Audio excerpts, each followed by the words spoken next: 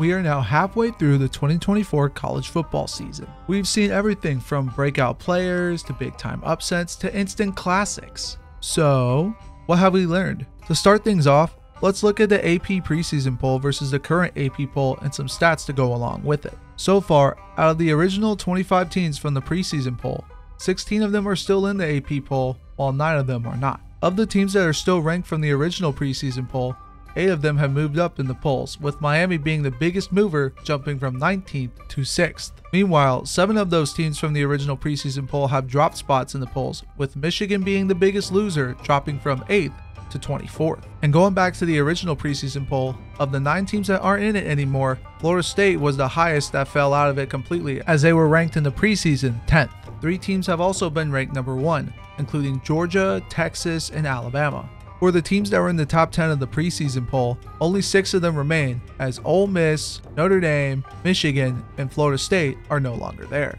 Now, while the AP poll will not matter in a few weeks once the CFP rankings come out, it's one of the best things we have to see how things have changed through the first half of the season. And it's safe to say a decent amount has changed. Now let's look at upsets. Halfway through the season, 17 teams have been upset by an unranked team when they were ranked, which is more than last year through this point of the season, thankfully. But get this, there have been 8 top 10 teams that have been upset by unranked teams, which is more at this point in the season than the last 2 seasons combined, with the biggest upset being unranked Vanderbilt beating number 1 Alabama. Week 6 was especially insane, as 5 of the top 11 teams lost to unranked or lower ranked teams. Hopefully we have more weeks like this, because upsets are what help make college football so special. Okay, how about some fun? I'm going to give you a sentence or two that describes each team that's currently in the AP Top 25. But first, here are a couple honorable mentions, which include some of the most disappointing teams this season, starting with Kansas. America's team. Everyone was so excited about them coming into this season, but then Jalen Daniels forgot how to play football, and now they'll be lucky if they make a bowl game. Utah. Not having a healthy Cam Rising hasn't helped their cause, but the Utes offense has looked absolutely atrocious as of late. No Big 12 title for the Utes this year. NC State. The Wolfpack paid Grayson McCall $1 million to come to Raleigh and do absolutely nothing. He should have just stayed in Coastal Carolina. USC. After an impressive opening win against LSU, it looks like it'll take some time for Lincoln Riley and the Trojans to get used to life in the Big Ten. Florida State. Their fans complained all offseason long and got rewarded with DJ Uiagalelei and a piss poor team. What more can you say? Now for some honorable mentions that aren't disappointing. Colorado. Say what you want, but Deion might have Colorado moving in the right direction.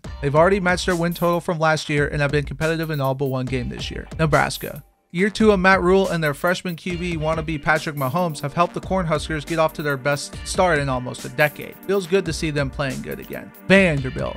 Never thought I'd be talking about old Vandy here, but that win against Alabama might have just helped turn this program around. Now for the top 25, starting with Navy. We love watching a triple option team do well. They definitely have a shot at making the college football playoff if things go their way. Michigan. Being one-dimensional on offense will only get you so far, and the Wolverines are a prime example of that this year. Army.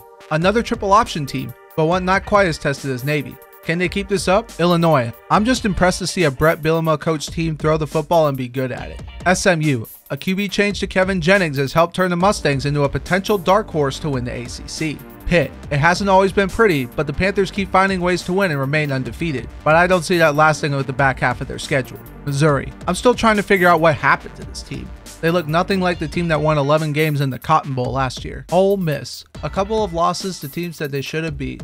That's Lane Kiffin for you. Kansas State. Minus the blowout loss to BYU, the Wildcats have looked solid and are still in the hunt for the Big 12 championship. Indiana. Well, it looks like Kirk Cignetti was right. It's pretty simple. I win. Despite the tough back half of their schedule, they should still win at least 9 games. Boise State. With Ashton Genty leading the charge, it's hard to see this team not making the playoff at this point. Texas A&M. After a slow start, it seems like the Aggies have found their rhythm, and with a favorable schedule, there's a good chance they could be 10-1 going into the game against rival Texas. BYU. A turnover-hungry defense and a stable offense have the Cougars in a great position to make the college football playoff. Notre Dame. After an embarrassing loss to Northern Illinois early in the season, it seems like Riley Leonard and the offense have found their rhythm. Tennessee. They might have one of the best defenses in the country, but their offense seems very suspect, especially when they played against SEC teams. Nico Iamaleava needs to step it up for them to make the playoff. Clemson. After a humbling opening loss to Georgia to start the season, the Clemson offense might finally be back. A very favorable schedule puts them in a great spot to make the college football playoff. Iowa State. This team just came out of nowhere and has looked solid, especially on defense. Matt Campbell continues to do more with less. LSU. After losing their opening game to USC, Brian Kelly and the Bayou Bengals have seemed to figure out how to win close games. Alabama. After maybe looking like the best team in the country after beating Georgia, they've taken a step back, especially on defense. The post-Nick Saban era is in full swing. Miami. After looking impressive to start the season, Miami has needed some very questionable calls to help them beat teams that they shouldn't have been struggling with in the first place. Could this be 2017 for the Canes all over again? Georgia. Compared to last year, this team looks like they've taken a step back on both sides of the ball. Can't count Kirby Smart out just yet though. Ohio State. This team looks good on both sides of the ball, and Will Howard looks better than I ever thought he would. Realistically, it's hard to see this team missing the playoff despite losing to Oregon. Penn State. While Drew Aller has improved, it's hard to buy into this team completely. We'll find out just how good they are in a few weeks when they play Ohio State. Oregon. After a slow start to the season, they made the case for being the best team in the country after beating Ohio State. Danny Lanning will be the next coach to win his first national championship. Texas. With an improved defense, Texas is so back. In fact, they're so back that they have 2 QBs that could lead them to a national championship. Now, let's look at the college football playoff bracket if the playoffs were to start today based on the AP poll. Looking at the bracket, the only teams I'm really skeptical of right now are Iowa State, Penn State, and Tennessee. I will say though, the one dark horse I could see making a run in this thing is Boise State, especially after I saw what they did against Oregon. Georgia and Clemson this time around will be a much better game in my opinion, as the Tigers look a lot better. Regardless, if this was the actual bracket we ended up getting for the college football playoff, I think it would produce some amazing games. Now, who do I think is going to be the national champion? I didn't pick anyone at the beginning of the season, but if I had to rock with someone right now, I think it would be the boys from Eugene.